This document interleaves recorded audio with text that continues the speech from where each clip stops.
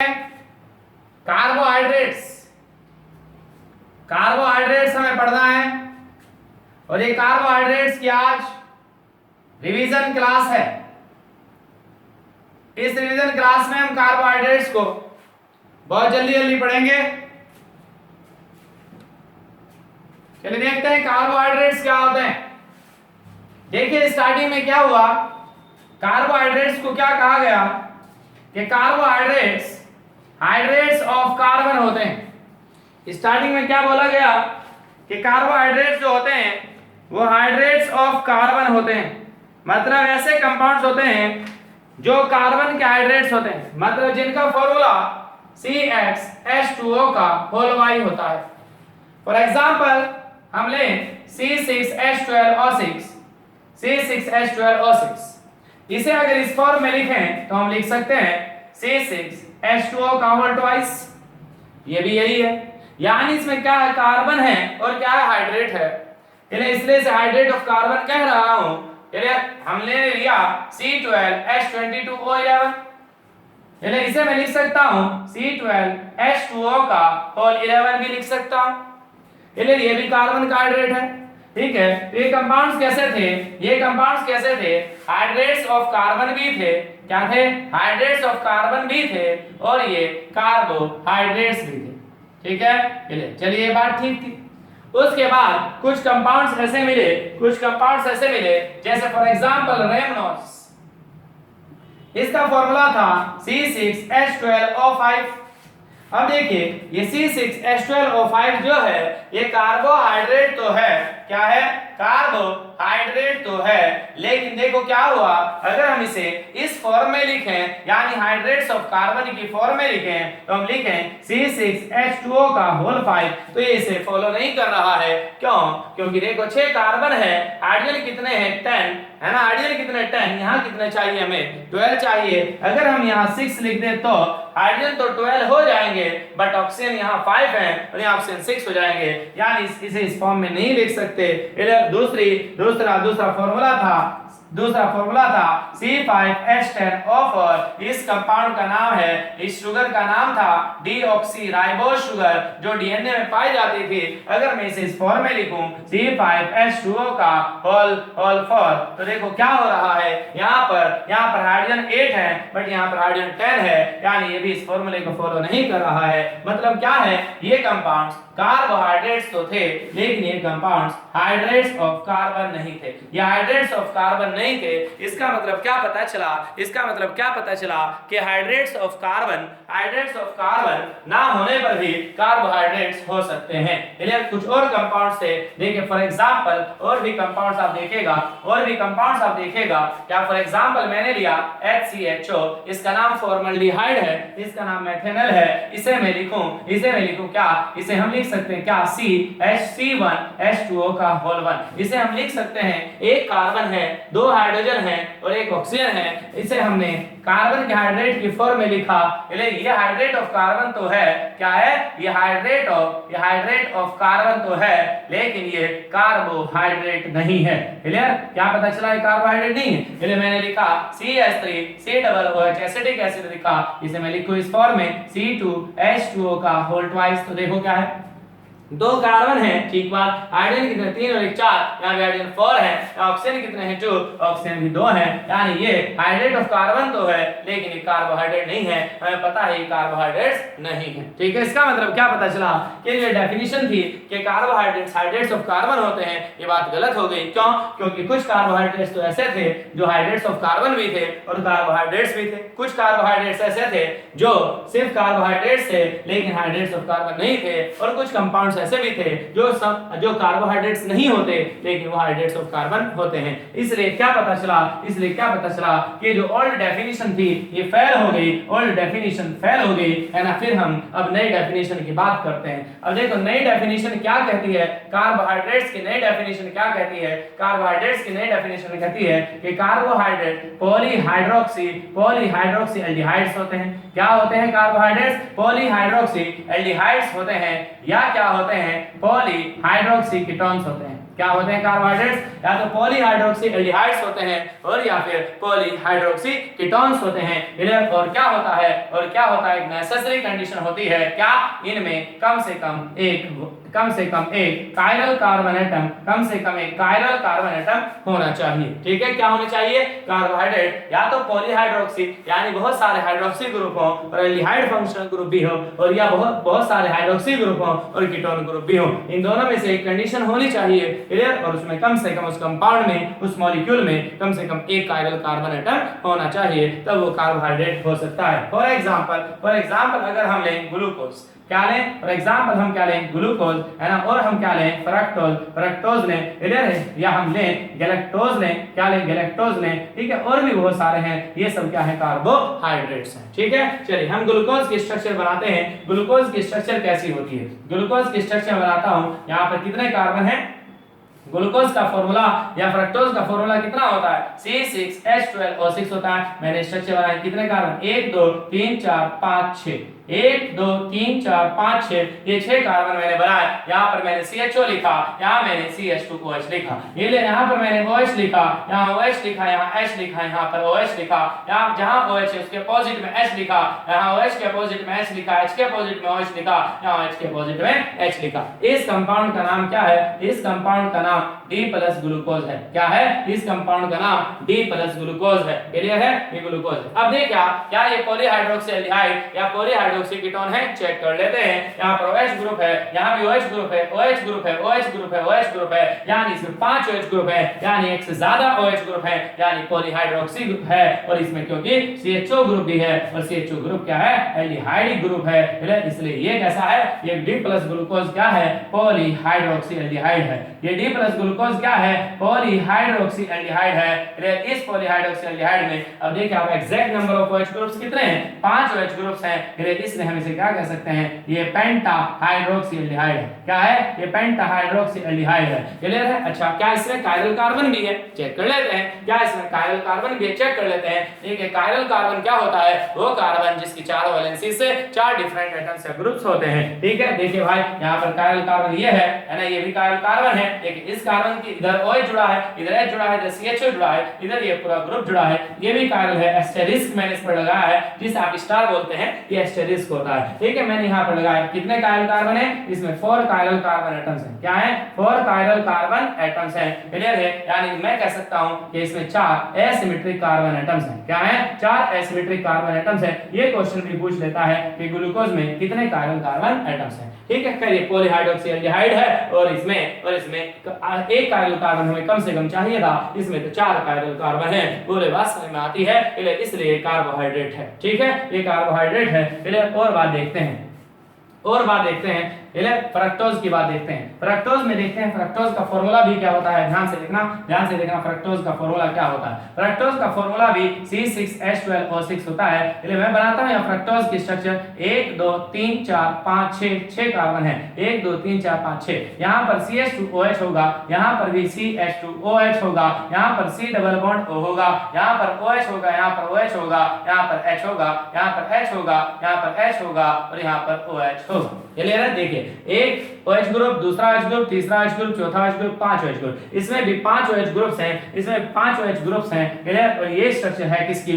D minus fructose की। ये किसकी स्ट्रक्चर है? D माइनस फ्रक्टोज की स्ट्रक्चर है। फिर इसमें 5 OH ग्रुप्स प्रेजेंट है। क्लियर है? इसे हम क्या कहेंगे बताइए? इसमें OH ग्रुप्स हैं, बहुत सारे हैं, मतलब एक से ज्यादा है, तो पॉलीहाइड्रोक्सी कहा। और यहाँ पर देखिए इसमें क्या है? कीटोन ग्रुप है, इसे हमें पॉलीहाइड्रोक्सी कीटोन कहा। ग्लूकोज का फार्मूला भी C6H12O6 था, इसका फार्मूला भी C6H12O6 है, लेकिन ये पॉलीहाइड्रोक्सी एल्डिहाइड है और ये पॉलीहाइड्रोक्सी कीटोन है। चलिए इसमें कायरल कार्बन देखते हैं क्या? इसमें एक कायरल कार्बन ये, एक कायरल कार्बन ये है और एक कायरल कार्बन ये है। यानी फ्रक्टोज में क्या है? 3 कायरल कार्बन एटम्स हैं। ये यानी 3 एसिमेट्रिक कार्बन एटम्स हैं। बोले बात समझ में आती है या नहीं आती है? ठीक है, यहाँ पर 4 कायरल कार्बन है, यहाँ पर 3 कायरल कार्बन है। ठीक है, नंबरिंग कर देते हैं। ये फर्स्ट कार्बन, ये सेकंड कार्बन, ये थर्ड कार्बन, ये फोर्थ कार्बन, ये फिफ्थ कार्बन, ये 6 कार्बन। अब देखिए कितने कायरल कार्बन है ग्लूकोज के अंदर? ग्लूकोज के अंदर 4 कायरल कार्बन है। ग्लूकोज के अंदर 4 कायरल कार्बन कार्बन एटम्स हैं। ठीक है, वो कौन कौन से, उनकी नंबरिंग कर देते हैं। बोलो कौन कौन सा है। C2 है, सेकंड कार्बन है, C3 है, C4 है एंड C5 है। इसमें बताइए कौन कौन सा नंबरिंग कर देते हैं। 1 2 3 4 5 6, बताइए कौन कौन सा है। C3 है और कौन सा है, C4 है और कौन सा है, C5 है। ये क्या है, 3 कार्बन एटम्स हैं। बोले बात समझ में आती है या नहीं आती है। ठीक है, ग्लूकोज में 4 कायरल कार्बन है और इसमें फ्रक्टोज में 3 कायरल कार्बन एटम है। ये पॉलीहाइड्रोक्सी कीटोन है और ये क्या है, ये पॉलीहाइड्रोक्सी एल्डिहाइड है। क्लियर है। और देखिए और क्या नाम है इसका, D प्लस ग्लूकोज का और नाम क्या होता है, ध्यान से देखिएगा। D प्लस ग्लूकोज का और नाम क्या होता है, ध्यान से देखना। D प्लस ग्लूकोज का और नाम क्या है। D प्लस ग्लूकोज का दूसरा नाम है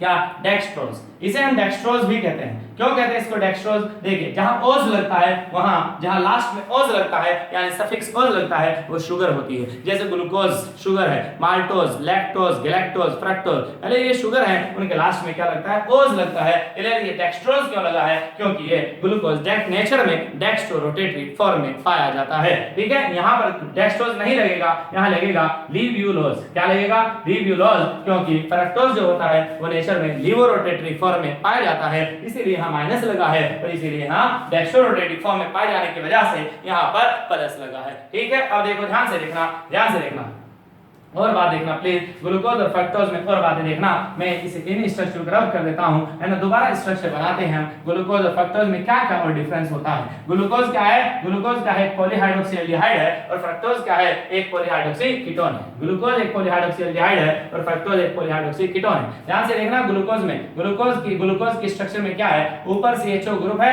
यहां पर क्या है, C है, यहां पर भी कार्बन, यहां भी कार्बन, 4 5 6 कार्बन है, यहां CH2OH है, यहां OH है, यहां OH है, यहां H है और यहां OH है, यहां पर H है, यहां पर H है, यहां पर OH है और यहां पर H है। फ्रक्टोज की स्ट्रक्चर में यहां CH2OH है, यहां पर क्या है, C है, 1 2 3 4 5 6, यहां पर CH2OH है, यहां सेकंड कार्बन पर कीटोन ग्रुप है, यहां पर OH ग्रुप है, यहां भी OH ग्रुप है और यहां पर H ग्रुप है, H एटम है, यहां पर H है, यहां पर H है और यहां पर OH है। इसका नाम है क्या है, D प्लस ग्लूकोज है और इसका नाम क्या है, D माइनस फ्रक्टोज है। इसका नाम D माइनस फ्रक्टोज है। इधर आप समझ गए होंगे, यहाँ पर प्लस लगा है इसका मतलब डेक्स्ट्रो रोटेटरी फॉर्म में है, यहाँ पर माइनस लगा है इसका मतलब ये लीवो रोटेटरी फॉर्म में है। ठीक है, देखिए भाई ध्यान से देखना, आप प्लीज ध्यान से देखना। इसमें एल्डिहाइड फंक्शनल ग्रुप है, इसलिए इसे मैंने लिखा एल्डो। क्या लिखा, एल्डो। इसमें मैंने एल्डिहाइड ग्रुप है, इसमें मैंने लिखा एल्डो। कितने कार्बन है, 1 2 3 4 5 6 कार्बन को हेक्सा कहते हैं। और ये है क्या, शुगर, और शुगर के लास्ट में ओज लगता है, इसलिए इसका नाम एल्डोहेक्सोज है। इसमें एल्डिहाइड ग्रुप नहीं है, इसमें कीटो ग्रुप है, इसलिए मैंने यहां लिखा कीटो। कितने कार्बन एटम्स हैं, 1 2 3 4 5 6 कार्बन है, इसलिए मैंने हेक्सा लिखा, है ना। और ये क्या है, शुगर है, इसे लास्ट में ओज लिखा, तो ये एल्डोहेक्सोज है और ये क्या है, कीटोहेक्सोज है। ठीक है, बात समझ में आती है। और नाम क्या है ग्लूकोज का, सबसे इंपॉर्टेंट नाम ये है कि ब्लड शुगर भी कहते हैं। हम ग्लूकोज को ब्लड शुगर भी कहते हैं। क्यों कहते हैं, ये बहुत इंपॉर्टेंट नाम है। Glucose is also known as blood sugar, इसे ब्लड शुगर भी कहते हैं। क्यों कहते हैं, क्योंकि जो ग्लूकोज होता है वो हमारे ब्लड का एक एसेंशियल कंपोनेंट होता है। हमारे ब्लड के पर 100 ml ब्लड में 65 से 110 मिलीग्राम क्या होती है, शुगर यानी ग्लूकोज प्रेजेंट होता है। कितना, हमारे 100 ml ब्लड में कितना, 65 से 110 मिलीग्राम क्या होता है, ग्लूकोज प्रेजेंट होता है। इधर आपने देखा होगा जो डायबिटिक पेशेंट्स होते हैं उनकी बॉडी में ग्लूकोज का लेवल बढ़ जाता है तो उनकी शुगर बढ़ जाती है। क्लियर है, तो हमारी बॉडी में ग्लूकोज प्रेजेंट होता है, ब्लड में ग्लूकोज प्रेजेंट होता है, इसलिए इस शुगर को ब्लड शुगर कहते हैं। इस ग्लूकोज को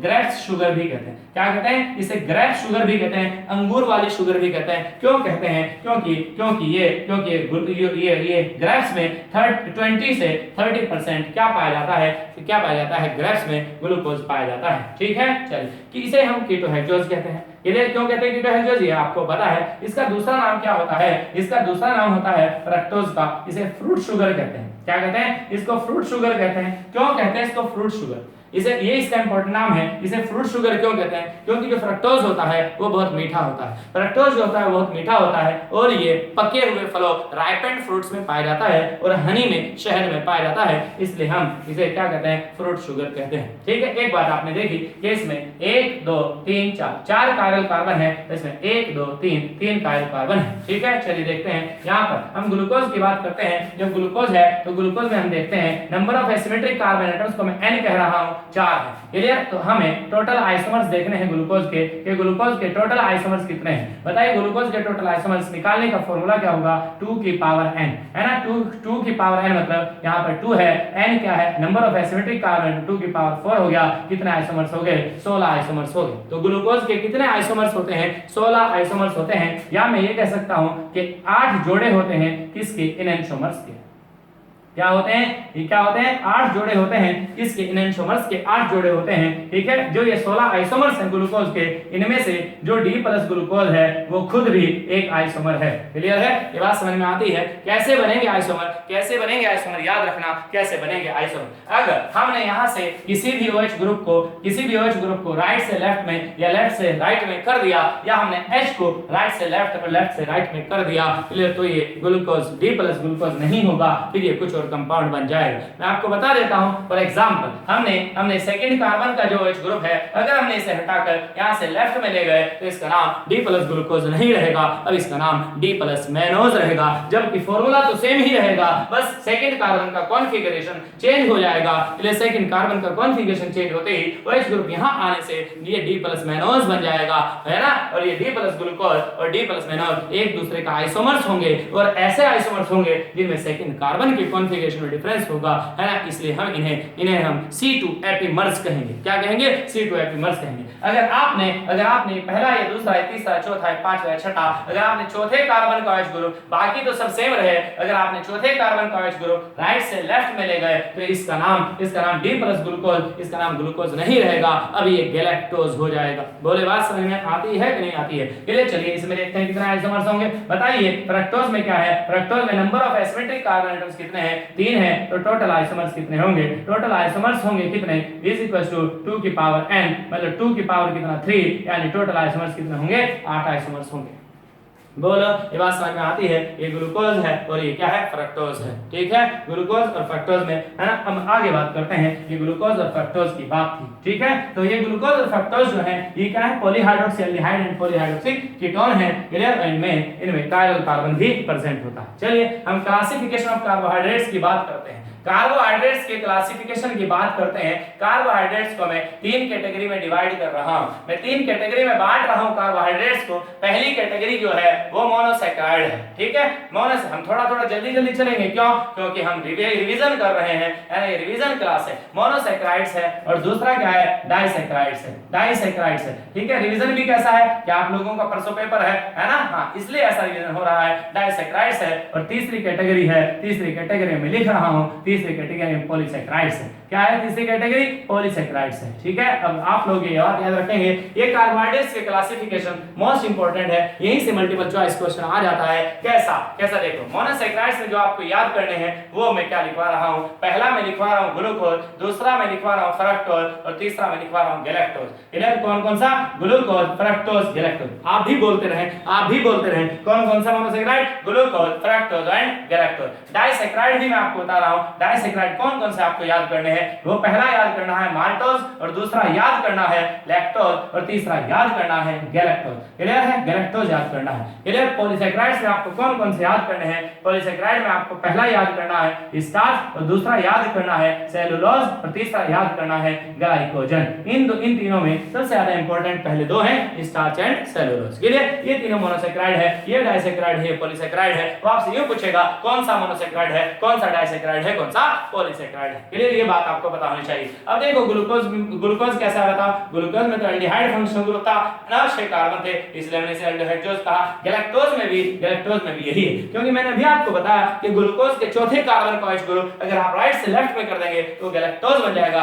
तो गैलेक्टोज भी एल्डिहाइडोज ही होगा, है ना। फ्रक्टोज कैसा होगा, फ्रक्टोज अभी आपने देखा, फ्रक्टोज में कीटोन ग्रुप है और 6 कार्बन है, फ्रक्टोज कीटोहेक्सोज है। तो आपसे पूछे which of the following is aldohexose, वो आपसे पूछा which of the following is ketohexose. Clear, मैंने आपको बताया था, यहां ग्लूकोज के सामने मैं RS लिख रहा हूं, यहां भी मैं RS लिख रहा हूं, यहां भी मैं RS लिख रहा हूं, यहां भी मैं RS लिख रहा हूं, यहां भी मैं RS लिख रहा हूं, यहां मैं NRS लिख रहा हूं, यहां मैं NRS लिख रहा हूं, यहां भी मैं NRS लिख रहा हूं, NRS लिख रहा हूं और यहां भी मैं NRS लिख रहा हूं। अगर आप इन्हें सीरियल वाइज याद करेंगे तो आप देखेंगे कि पहले 5 पर मैंने RS लिखा है और लास्ट के 4 पर मैंने NRS लिखा है। मतलब आप ये ऑब्जर्व करेंगे करेंगे कि तीनों मोनोसेक्राइड पर आरएस लिखा है और डाइसेक्राइड में से सिर्फ किसे छोड़ा, यहाँ गलती कर दी, गैलेक्टोज नहीं आएगा, यहाँ सुक्रोज आएगा। डाइसेक्राइड में से हमने किसको छोड़ा, हमने डाइसेक्राइड में से किसको छोड़ा, सिर्फ सुक्रोज को छोड़ा, बाकी दोनों पर माल्टोज एंड लैक्टोज पर आरएस लिखा है। ठीक है, एनआरएस किस पे लिखा है, जो डाइसेक्राइड में से सुक्रोज छोड़ा था उस पर, और पॉलीसेक्राइड में तीनों पर। क्लियर है, बात समझ में आती है कि नहीं, है ना। तो आपको ये इंपॉर्टेंट बात याद रखनी है, क्या इंपॉर्टेंट बात याद रखनी है, क्या इंपॉर्टेंट बात याद रखनी है कि कौन सा आरएस है। अब आरएस यहाँ क्या है वो मैं बात बताता हूँ। आरएस है यहाँ क्या, रिड्यूसिंग शुगर। आरएस क्या है यहाँ, मैसेज में भी बता दिया करें आप, बोलो आरएस क्या है, रिड्यूसिंग शुगर है, और एनआरएस क्या है, नॉन रिड्यूसिंग शुगर है ना। आरएस रिड्यूसिंग शुगर है और एनआरएस क्या है, नॉन रिड्यूसिंग शुगर है। तो आपसे पूछे which of the following is reducing sugar, है ना, तो आप इनमें पांचों में से कोई जो आंसर हो ऑप्शन में वो लगा देना। तो आपसे पूछे which of the following is non reducing sugar, जो इन चारों में से ऑप्शन हो उस पर आप टिक कर देना, गोले को काला कर देना। क्लियर है, बात समझ में आती है कि नहीं आती है। ये क्लासिफिकेशन बहुत इंपॉर्टेंट, बहुत ज्यादा इंपॉर्टेंट है, क्योंकि आपको आगे आने वाले मोस्ट इंपॉर्टेंट क्वेश्चंस में ये पता होना चाहिए कि कौन रिड्यूसिंग शुगर है और कौन नॉन रिड्यूसिंग शुगर है। आपको याद करना है कि रिड्यूसिंग पहले 5 रिड्यूसिंग है ना, लास्ट के 4 नॉन रिड्यूसिंग है। क्लियर है, क्योंकि बहुत काम आएंगे। हम जब म्यूटा रोटेशन पढ़ेंगे वहां आपसे पूछेगा कौन म्यूटा रोटेशन शो करेगा, कौन म्यूटा रोटेशन शो नहीं करेगा। Which of the following sugar does not show mutarotation, which of the following sugar show mutarotation, ये पूछेगा। वहां भी आपको क्या काम देगा, reducing sugar and non reducing sugar काम देगा। तो आपसे पूछेगा कौन सी शुगर फिनाइल हाइड्रोजन के साथ रिएक्शन करके ओसाजोन बनाएगी, कौन सी शुगर फिनाइल हाइड्रोजन के साथ रिएक्शन करके ओसाजोन बनाएगी जी। अगर वो आपसे ये पूछेगा तो आपको वहां भी क्या पता होना चाहिए कि रिड्यूसिंग शुगर कौन है और नॉन रिड्यूसिंग शुगर कौन है। ठीक है, वो आपसे पूछे कौन सी sugar alpha and beta forms में पाई जाएगी, है ना, कौन सी sugar alpha and beta forms में पाई जाएगी, कौन सी sugar alpha and beta forms में नहीं पाई जाएगी। वहां भी आपको पता होना चाहिए कि कौन सी शुगर रिड्यूसिंग है और कौन सी शुगर नॉन रिड्यूसिंग है। ध्यान से देखना, अब रिड्यूसिंग शुगर क्या होती है और नॉन रिड्यूसिंग शुगर क्या होती है, इस बारे में मैं आपको बता देता हूं। ये बात आपको पता है, याद रखेगा जो शुगर, याद रखा हमने कोई शुगर ली, हमने क्या ली, हमने कोई शुगर ली, क्या ली हमने कोई शुगर ली। ठीक है, यहाँ पर हमने क्या डाला, हमने यहाँ पर टॉलरेंस रिएजेंट डाला, क्या डाला, हमने यहाँ पर टॉलरेंस रिएजेंट डाला, या फिर हमने क्या डाला, हमने फेलिंग सॉल्यूशन डाला, क्या डाला, फेलिंग सॉल्यूशन डाला, हमने फेलिंग विलियन डाला या टॉलरेंस रिएजेंट डाला, फेलिंग सॉल्यूशन डाला, या फिर हमने क्या डाला, बेनेडिक्ट सॉल्यूशन डाला। क्लियर है, याद रखना हमने ये 3 सॉल्यूशन डाले, मतलब इनमें से कोई एक भी डाला। आप इस शुगर का क्या कराना चाहते हैं, ऑक्सीडेशन कराना चाहते हैं। याद रखना, अगर इनमें से कोई भी रिएजेंट डालने पर इस शुगर का ऑक्सीडेशन हो जाए, इस शुगर का ऑक्सीडेशन हो जाए तो ये शुगर रिड्यूसिंग शुगर है। और अगर ये यानी टॉलरेंस एजेंट, फेलिंग सॉल्यूशन या बेनेडिक्ट सॉल्यूशन डालने पर इस शुगर का रिड्यूसिंग क्या हो, ऑक्सीडेशन ना हो तो रिड्यूसिंग शुगर नहीं है। इसका मतलब मैं इसका उल्टा भी कह सकता हूं, कैसे, अगर इस शुगर ने टॉलरेंस एजेंट या फेलिंग सॉल्यूशन या बेनेडिक्ट सॉल्यूशन को रिड्यूस कर दिया तो ये रिड्यूसिंग शुगर है, अगर नहीं किया तो ये रिड्यूसिंग शुगर नहीं है, फिर कैसी है, नॉन रिड्यूसिंग शुगर है। इसका मतलब क्या होगा, जब मैं यहाँ क्या डालूंगा, ग्लूकोज डालूंगा, जब मैं यहाँ फ्रक्टोज डालूंगा, जब मैं यहाँ गैलेक्टोज डालूंगा, जब मैं यहाँ माल्टोज डालूंगा, है ना, जब मैं यहाँ लैक्टोज डालूंगा, तो क्या होगा, ये तो इनकी प्रेजेंस में इनका ऑक्सीडेशन हो जाएगा। मतलब ये शुगर इनमें से किसी को भी रिड्यूस करने का काम करेगी, इसलिए रिड्यूसिंग शुगर होगी। लेकिन अगर मैंने यहाँ क्या डाला, अगर मैंने यहाँ सुक्रोज डाला, सुक्रोज वो चीनी जो हम घर में खाते हैं, वो सुक्रोज डाला, या फिर मैंने क्या डाला, स्टार्च डाला, या फिर हमने क्या डाला, सेलुलोज डाला, तो ये शुगर यहाँ पर Tollens reagent, Fehling solution, Benedict solution डालने पर ये इनका ऑक्सीडेशन, इनकी प्रेजेंस में इन शुगर का ऑक्सीडेशन नहीं होगा। यानी ये शुगर जो है इनमें से किसी को भी रिड्यूस नहीं कर पाएंगी, इसलिए कैसी होंगी, ये कैसी होंगी, नॉन रिड्यूसिंग शुगर होंगी, और ये कैसी होंगी, रिड्यूसिंग शुगर होंगी। बोले बात समझ में आती है कि रिड्यूसिंग शुगर कौन होती है और नॉन रिड्यूसिंग शुगर कौन होती है। ठीक है, चलिए चलते हैं फिर आगे और बात करते हैं कि इसमें क्या होता है। और देखिए, क्लासिफिकेशन ऑफ कार्बोहाइड्रेट्स को आगे बढ़ाते हुए कार्बोहाइड्रेट्स को मैं और 2 कैटेगरी में डिवाइड करता हूं। कार्बोहाइड्रेट्स को हम 2 कैटेगरी में और में डिवाइड करते हैं। कार्बोहाइड्रेट्स को हम 2 कैटेगरी में डिवाइड कर सकते हैं, एक होती है शुगर्स और दूसरी होती है नॉन शुगर्स। कैसी, एक शुगर्स होती है और दूसरी कैसी होती है, नॉन शुगर्स होती है। याद रखना, शुगर्स कौन होंगी, शुगर जो होंगी वो कैसी होंगी, पानी में घुल जाएंगी, जैसे चीनी है, चीनी पानी में घुल जाती है कि नहीं घुल जाती है? घुल जाती है। ग्लूकोज जो है ना, ग्लूकोज पाउडर आप पीते हैं है ना, पानी में घुल जाता है कि नहीं घुल जाता? घुल जाता है। वाटर सोल्यूबल होंगे और कैसे होंगे? क्रिस्टलाइन सॉलिड्स होंगे। चीनी के दाने होते हैं, क्रिस्टल्स होते हैं, ये बात आपको पता है। क्रिस्टलाइन सॉलिड्स होंगे और कैसे होंगे? और कैसे होंगे? स्वाद में मीठे होंगे, स्वीट इन टेस्ट होंगे। स्वाद में मीठे होंगे, आपको पता है चीनी और ग्लूकोज मीठे होते हैं है ना, फ्रक्टोज भी मीठा होता है, मैंने आपको बताया। Fructose is the sweetest sugar. Fructose तो बहुत मीठा होता है। नॉन शुगर क्या होंगे? नॉन शुगर होंगे तो पानी में इंसोल्युबल होगा, पानी में इंसोल्युबल होते हैं, पानी में इंसोल्युबल होते हैं और ये क्रिस्टलाइन सॉलिड्स नहीं होते। कैसे होते हैं ये? कैसे होते हैं? एमोर्फस सॉलिड्स होते हैं। कैसे होते हैं? एमोर्फस सॉलिड्स होते हैं। और ये स्वाद नहीं होता इनका, कुछ भी स्वाद इनका नहीं होता, मतलब मैं कह सकता हूं ये टेस्टलेस होते हैं। ठीक है। शुगर्स के अंदर क्या आते हैं? शुगर्स के अंदर कौन कौन आते हैं मैं आपको बता रहा हूं। शुगर्स के अंदर मोनोसैकराइड्स आते हैं। कौन कौन आते हैं? शुगर्स के अंदर जो होते हैं वो मोनोसैकराइड्स आते हैं है ना। और कौन आते हैं? ओलिगोसैकराइड्स आते हैं। कौन आते हैं? ओलिगोसैकराइड्स आते हैं। मोनोसैकराइड्स आते हैं, ओलिगोसैकराइड्स आते हैं है ना। और नॉन शुगर के अंदर पॉलीसैकराइड्स आते हैं। कौन आते हैं? पॉलीसैकराइड्स आते हैं। ध्यान से देखना प्लीज ध्यान से देखना। मोनोसैकराइड्स जो होते हैं, मोनो का मतलब एक होता है, मोनो का मतलब एक होता है, और जो सैकराइड होता है, सैकराइड का जो मतलब होता है वो शुगर की यूनिट होती है। इसका मतलब क्या होता है? मोनोसैकराइड्स वो होते हैं जिनमें शुगर की एक यूनिट होती है। क्लियर? कौन होती है? शुगर की एक यूनिट होती है। ठीक है जी। जैसे फॉर एग्जांपल की मैं बात करता हूं, फॉर एग्जांपल ग्लूकोज का फॉर्मूला क्या है? C6H12O6। फॉर एग्जांपल दूसरा फ्रक्टोज है, फ्रक्टोज का फॉर्मूला भी क्या है? फ्रक्टोज का फॉर्मूला भी C6H12O6 है। फॉर एग्जांपल मैंने गैलेक्टोज लिया है, गैलेक्टोज का फॉर्मूला भी क्या है?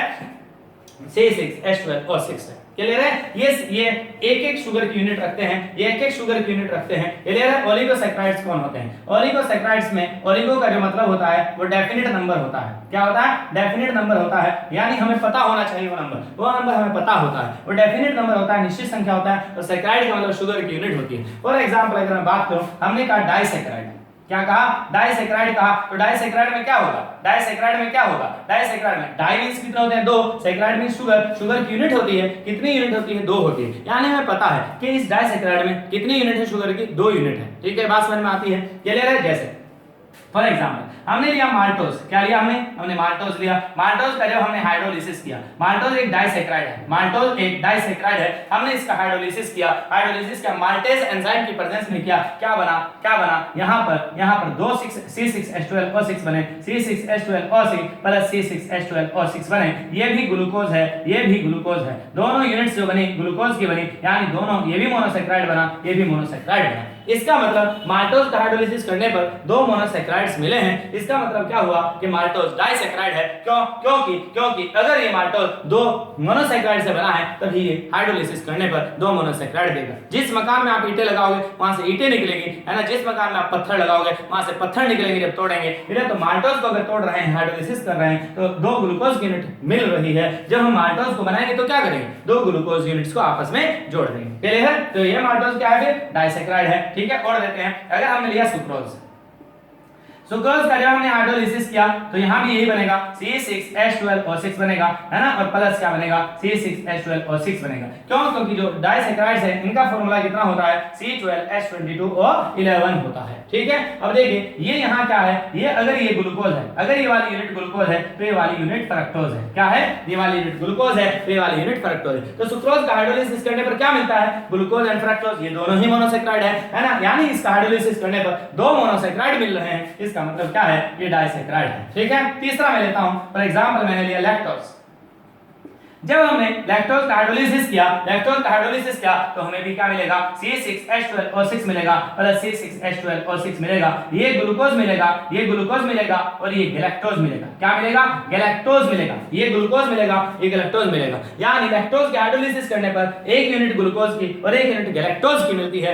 यानी दोनों मोनोसैकराइड्स मिलते हैं। इसका मतलब ये डाइसैकराइड है। सीधी बात आपको समझ में आ गई कि डाइसैकराइड्स वो होते हैं जो 2 मोनोसैकराइड से मिलकर बने होते हैं, और जब उनका हाइड्रोलिसिस किया जाता है तो वो 2 मोनोसेक्राइड की यूनिट्स बनाते हैं। ठीक है, ये हमें यहाँ पता है क्या कि 2 जो है वो एक डेफिनेट नंबर है। बोले बात समझ में आती है कि नहीं आती है? ठीक है, चलिए तो आपसे ये भी क्वेश्चन पूछ सकता है, maltose on hydrolysis gives, maltose hydrolysis के द्वारा क्या देता है? क्या देता है? 2 यूनिट्स ऑफ ग्लूकोज देता है। चलिए सुक्रोज ऑन हाइड्रोलिसिस गिव्स, बोलो क्या देता है? ये 1 यूनिट ग्लूकोज की, 1 यूनिट फ्रक्टोज की देता है। और लैक्टोज जो हाइड्रोलिसिस है उसके द्वारा क्या देता है? 1 यूनिट ग्लूकोज की और 1 यूनिट गैलेक्टोज की देता है। ठीक है, ये बात समझ में आती है? इस तरह से भी क्वेश्चन पूछता है। एक बात और पूछ लेता है, जब सुक्रोज का हाइड्रोलिसिस होता है तो ग्लूकोज एंड फ्रक्टोज बनते हैं और ग्लूकोज एंड फ्रक्टोज जो होते हैं वो कंबाइंड फॉर्म में क्या कहलाते हैं? ये glucose and fructose combined form में याद रखना इनवर्ट शुगर कहलाती हैं। क्या कहलाती हैं? इनवर्ट शुगर कहलाती हैं। इसीलिए यहाँ पर एंजाइम जब सुक्रोज का हाइड्रोलिसिस करते हैं तो या तो आप डाइल्यूट एसिड डालेंगे और या फिर आप एंजाइम डालेंगे, तो कौन सा? इनवर्टेज एंजाइम डालते हैं। और इसलिए इस प्रोसेस को क्या बोलते हैं? इन्वर्जन बोलते हैं। क्या बोलते हैं? इन्वर्जन बोलते हैं। तो ये बात थी डाइसैकाराइड्स की, ध्यान से देखना, ये डाइसैकाराइड्स थे और डाइसैकाराइड्स का फार्मूला कितना था? डाइसैकाराइड्स का फार्मूला था कितना? C12H22O11। फिर है ट्राइसैकाराइड्स। ट्राइसैकाराइड्स में क्या होगा? ट्राइसैकाराइड्स कितने यूनिट से मिलकर बने होंगे? 3 मोनोसैकाराइड से मिलकर बने होंगे। इसलिए इनका फार्मूला अभी मैं लिखना सिखाऊंगा। फिर होंगे टेट्रासैकाराइड। टेट्रासैकाराइड्स होंगे, टेट्रासैकाराइड्स होंगे। टेट्रासैकाराइड किससे बने होंगे? 4 यूनिट्स ऑफ मोनोसैकाराइड से मिलकर बने होंगे। ठीक है, बात समझ में आती है? चलिए अब आपसे वो ट्राइसैकाराइड का फार्मूला पूछ ले। भाई डाइसैकाराइड का तो आपको याद है C12H22O11। इसलिए तो आप क्या करेंगे? आप क्या करेंगे? याद रखना। आप क्या करेंगे? याद रखना। यहां पर आप 6 जोड़ेंगे, यहां पर आप 10 जोड़ेंगे, यहां पर आप 5 जोड़ेंगे। क्लियर है? मतलब डाइसैकाराइड में अगर आप यहां कार्बन एटम 6 जोड़ दें, हाइड्रोजन एटम्स का नंबर 10 जोड़ दें और ऑक्सीजन एटम्स के नंबर 5 जोड़ दें तो ट्राइसैकाराइड का फार्मूला बन जाएगा। क्या बनेगा? C18H32O11 और 5O16 ये बन जाएगा। अब आप ट्राइसैकाराइड का बोलना चाहते हैं तो वही काम करें, यहां 6 जोड़ें तो कितना आएगा? कितना आएगा? C24 आएगा। यहां 10 जोड़े तो H42 आएगा और O16 में 5 जोड़े तो 21 आएगा। ये बात समझ में आती है? तो इसी तरह पेंटासैकाराइड हो, इसी तरह हेक्सासैकाराइड हो, हमें पता है अगर हेक्सासैकाराइड है 6 यूनिट से बना है। फिर इसी तरह कहां तक हो? कहां तक हो? 10 तक हो, यानी डेकासैकाराइड तक हो। कहां से हो? ओलिगो नंबर कहां से आएगा? ओलिगो नंबर कहां से आएगा? 2 से लेकर 10 तक आएगा। क्लियर है? 10 के बाद ओलिगो नंबर की हम बात यहां पर नहीं करेंगे। ठीक है, बात समझ में आती है या नहीं आती है? अच्छा देखिए, ये मोनोसैकाराइड्स हैं, क्या इनका हम हाइड्रोलिसिस करेंगे? नहीं, हम इनका हाइड्रोलिसिस तो कर सकते हैं, लेकिन हम इनका हाइड्रोलिसिस करके कोई शुगर की यूनिट नहीं बना सकते। जैसे ग्लूकोज का हाइड्रोलिसिस होगा फर्मेंटेशन रिएक्शन में पौवा यानी इथाइल अल्कोहल और कार्बन डाइऑक्साइड तो बनती है, लेकिन ना तो पौवा कार्बोहाइड्रेट है यानी इथाइल अल्कोहल, ना तो कार्बोहाइड्रेट है और ना ही कार्बन डाइऑक्साइड कार्बोहाइड्रेट है। हमने फर्मेंटेशन रिएक्शन पढ़ी है, जाइमेज एंजाइम के प्रेजेंस में ग्लूकोज क्या देता है? इथाइल अल्कोहल और कार्बन डाइऑक्साइड बनाता है। इस रिएक्शन को फर्मेंटेशन यानी किण्वन अभिक्रिया कहते हैं। लेकिन ना तो उसमें बनने वाला कार्बन डाइऑक्साइड कार्बोहाइड्रेट है और ना ही इथाइल अल्कोहल कार्बोहाइड्रेट है, क्योंकि हमें पता है कार्बोहाइड्रेट के लिए कंडीशन क्या है? या तो पॉलीहाइड्रोक्सी एल्डिहाइड हो और या फिर वो पॉलीहाइड्रोक्सी कीटोन होना चाहिए और उसमें कम से कम एक कार्बन होना चाहिए। इसलिए हम कह सकते हैं कि मोनोसैकाराइड्स का हाइड्रोलिसिस नहीं किया जा सकता। हां, ओलिगोसैकाराइड का किया जा सकता है। क्लियर है? चलिए पॉलीसैकाराइड्स की हम बात करते हैं कि पॉलीसैकाराइड्स में क्या होता है। पॉलीसैकाराइड्स के जो एग्जांपल हैं आपको पता है, स्टार्च है, क्या है? स्टार्च है, और क्या है? सेलुलोज है, ठीक है, और क्या है? ग्लाइकोजन है, ठीक है। स्टार्च जो है वो पॉलीसैकाराइड है ना। अगर हम पॉलीसैकाराइड इसको क्यों बोलेंगे? जब हम इसका हाइड्रोलिसिस करेंगे, याद रखना फॉर्मूला क्या होगा स्टार्च का? C6H10O5 का होल, ये इसका फॉर्मूला होगा। जब हम इसका हाइड्रोलिसिस करेंगे तो क्या होगा? ध्यान से देखना, क्या होगा? बहुत सारे C6H12O6 बनेंगे, बहुत सारे बनेंगे। अब ये बहुत सारे हमें पता नहीं है, NCCH12O6 बने हैं, लेकिन हमें ये नंबर जो N है ये हमें पता नहीं है, इसलिए नंबर डेफिनेट नंबर नहीं है, इसलिए हम इसे ओलिगोसैकाराइड की कैटेगरी में नहीं रखेंगे। अब ये N बहुत सारे क्या बने? मोनोसैकाराइड्स कौन से बने? बहुत सारे मोनोसैकाराइड ग्लूकोज बने। जब स्टार्च का हाइड्रोलिसिस करते हैं तो बहुत सारे ग्लूकोज की यूनिट्स बनती हैं, यानी बहुत सारे मोनोसैकाराइड्स